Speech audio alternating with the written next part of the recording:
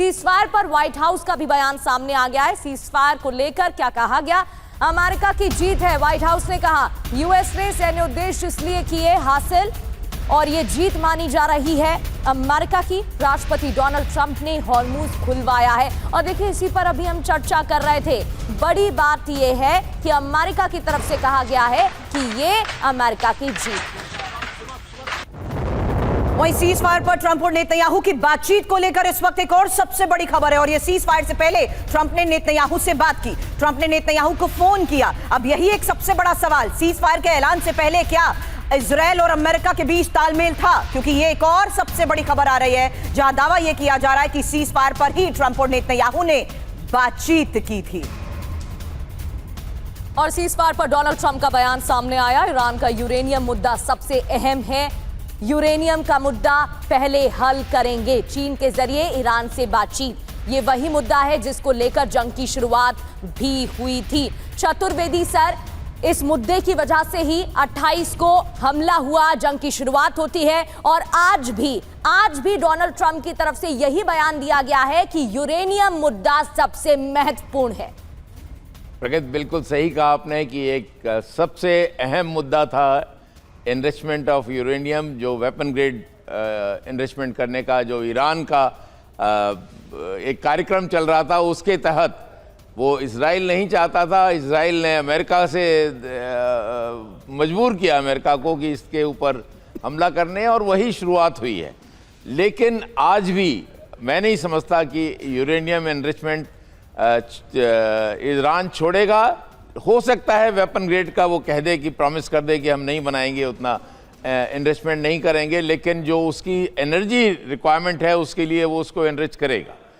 दूसरा जो पॉइंट है, जो सबसे महत्वपूर्ण मैं समझता हूं कि जो दोनों देश आज तो अपने आप को कह रहे हैं कि विजय हमारी हो गई, वो का नॉर्मल है, दैट इज एक नेचुरल प्रोसेस है। लेकिन अगर देखा जाए तो दोनों को ही कुछ नहीं मिला एक्सेप्ट बर्बादी के।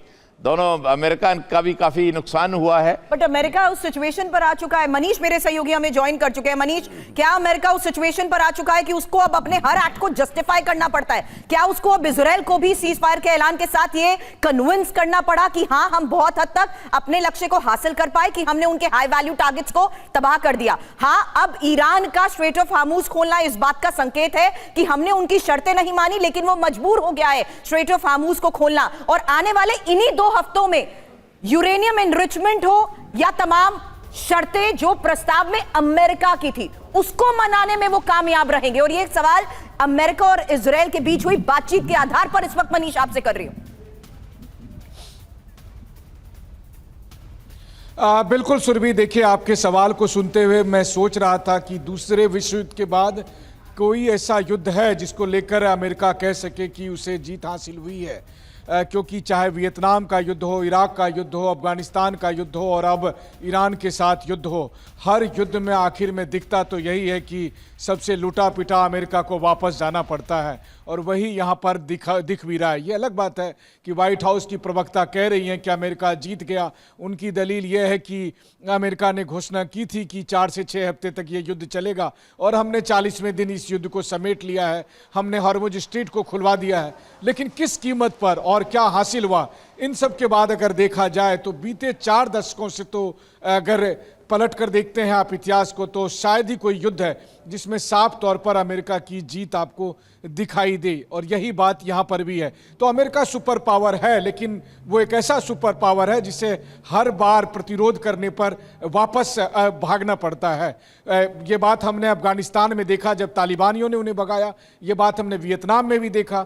2 दशक के बाद भी आज इराक में स्थिति संभल नहीं पाई, सीरिया के भी वही हाल बने हुए हैं। और ईरान ने तो खैर 40 दिन के जंग में बता ही दिया है कि अगर हिम्मत हो, हौसला हो, मनोबल हो, तो आप किस तरीके से अमेरिका जैसे सुपर पावर से लड़ सकते हैं और उसको बातचीत के टेबल पर अपनी शर्तें मनवा सकते हैं। और उसका सबसे बड़ा प्रमाण है कि आज की तारीख में भी हॉर्मुज स्ट्रेट पर ईरान का प्रभुत्व होगा।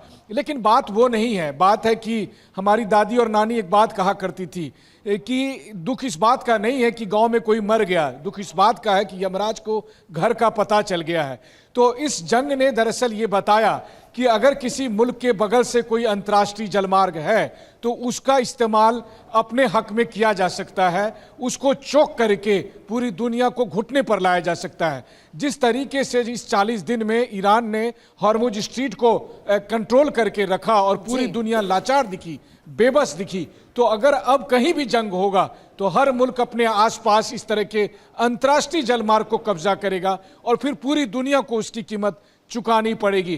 तो गलती कोई हो, मतलब करे कोई और भरे कोई, वही वाली बात यहाँ पर दिख रही है। और अमेरिका को क्या हासिल हुआ वो तो नहीं पता, लेकिन पूरी दुनिया में परेशानियां हुई, लोगों को काफ़ी दिक्कतें हुई और पूरी दुनिया इसको बेबसी से देखती रही। यही इस जीत का अंतिम नतीजा है।